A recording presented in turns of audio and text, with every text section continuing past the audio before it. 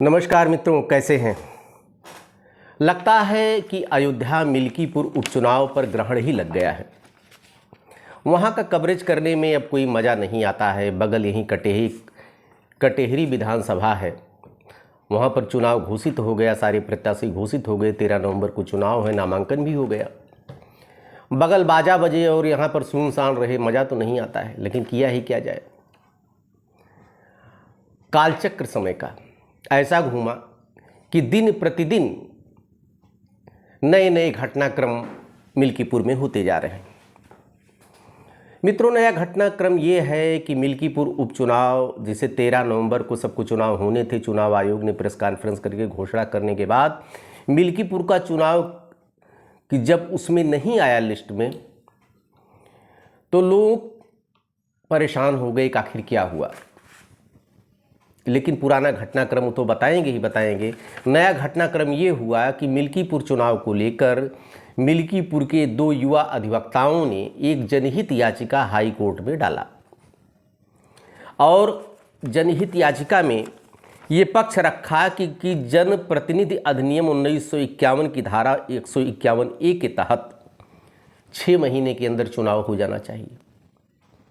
जब पद रिक्त हो, सीट रिक्त हुई, तो 6 महीने के अंदर चुनाव नहीं हो रहा है, तो इससे हमारे क्षेत्र के विकास कार्य प्रभावित हो रहे हैं जनप्रतिनिधि न होने की वजह से। और साहब, समय की भी बचत होगी। 13 नवंबर में अगर सबके साथ चुनाव करा लिया जाता है, धन और समय की दोनों की बचत होगी, ऐसा कहना है 2 अधिवक्ताओं प्रभुनाथ तिवारी और अश्विनी पांडे का। इन्होंने जनहित याचिका डाल दिया हाई कोर्ट में।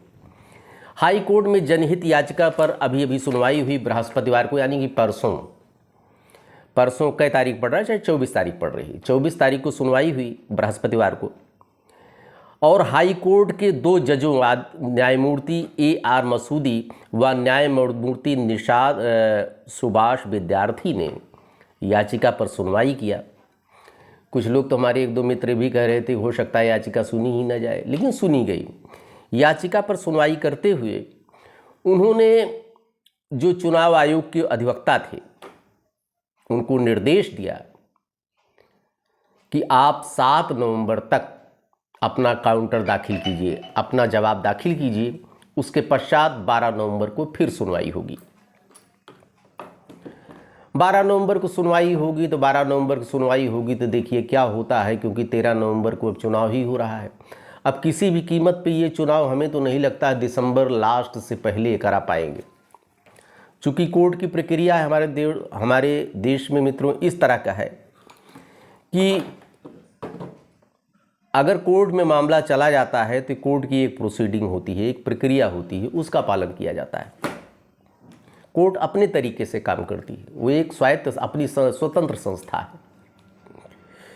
आपको पहले के बारे में बता दें कि जैसा कि आपको पता है कि जब चुनाव की घोषणा हुई तो मिल्कीपुर सीट नहीं घोषित की गई। कारण यह बताया गया कि गोरखनाथ बाबा ने 2022 में जब चुनाव हुआ था, कोई याचिका दायर की थी अवधेश प्रसाद को खिलाफ कि एफिडेविट जो उन्होंने बनवाया था शपथ पत्र में, जिस अधिवक्ता ने तजदीद किया था, उसका लाइसेंस ख़त्म हो चुका था 4 साल पहले।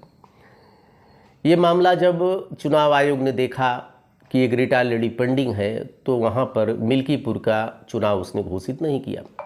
आरोप प्रत्यारोप का दौर शुरू हो गया। सपा की तरफ से ये कहा गया, अवधेश प्रसाद की तरफ से भी, अवधेश प्रसाद ने भी अपना बयान दिया था, ये कहा गया कि चूँकि भाजपा चुनाव से भागना चाहती है, इसलिए जो है वो चुनाव को टलवा रही, जबकि भाजपा से कोई लेना देना नहीं। भाजपा से क्या मतलब। ये चुनाव आयोग जो भी घोषित करता है, चुनाव आयोग एक स्वायत्त संस्था अपनी है, अब स्वतंत्र संस्था है।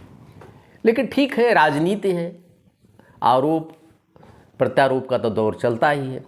और इधर बाबा गोरखनाथ, जब भाजपा को लगा कि तो बड़ी मेरी किरकिरी हो रही है, चुनाव टलवाने का मेरे ऊपर तोहमत दे रही है सपा के हाथ में एक अच्छा लग गया हथियार, तब इसने आनन फानन में निर्देश दिया गोरखनाथ बाबा को। गोरखनाथ बाबा रात में कागज़ तैयार किया, इन्होंने पेपर तैयार करवा के दूसरे दिन चले गए, इन्होंने अपना तरफ से प्रार्थना पत्र दे दिया हाई कोर्ट में।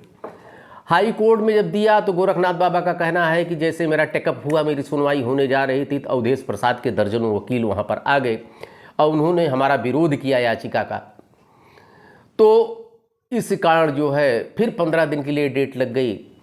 इशू नोटिस हो गया कि दोनों पक्षों की बात सुनी जाएगी और जब तक अगला पक्ष यानी अवधेश प्रसाद का भी पक्ष नहीं सुना जाएगा तब तक याचिका वापस नहीं होगी। उसको 2 सप्ताह का मतलब 15 दिन का उसमें भी टाइम लग गया। इधर जनहित याचिका दायर हुई है, इधर गोरखनाथ बाबा की याचिका पर सुनवाई भी होना, दोनों 15-15 दिन के लिए टल गए। कुल मिला के चुनाव चला गया खटाई में। 13 नवंबर की डेट खत्म ही हो गई। अब चुनाव आगे होगा और कोर्ट क्या करता है, कोर्ट क्या डिसीजन लेता है जनहित याचिका पर भी और गोरखनाथ बाबा की याचिका पर भी। और इधर अवधेश प्रसाद का कहना है कि मैंने कोई वकील नहीं खड़ा किया, गोरखनाथ बाबा खाली बदनाम कर रहे हैं। एक कोर्ट की प्रोसीडिंग है, कोर्ट अपनी प्रक्रिया के तहत काम कर रहा है। गोरखनाथ बाबा जो है तोहमत लगा रहे हैं अवधेश प्रसाद के ऊपर कि उन्होंने चूँकि चुनाव नहीं होने दिया, और अवधेश प्रसाद ये लगा रहे हैं कि गोरखनाथ बाबा जो हैं झूठ बोल रहे हैं, मैंने कोई वकील नहीं खड़ा किया। आरोप प्रत्यारोप का दौर चल ही रहा था कि इतने में जनहित याचिका भी दायर हो गई। अब देखिए क्या होता है, कोर्ट में सुनवाई होगी, लेकिन इतना तो तय है मित्रों, तो चुनाव तो होना ही है। नहीं होगा 13 नवंबर डेट टल गई, उसके बाद अब दिसंबर में जाएगा।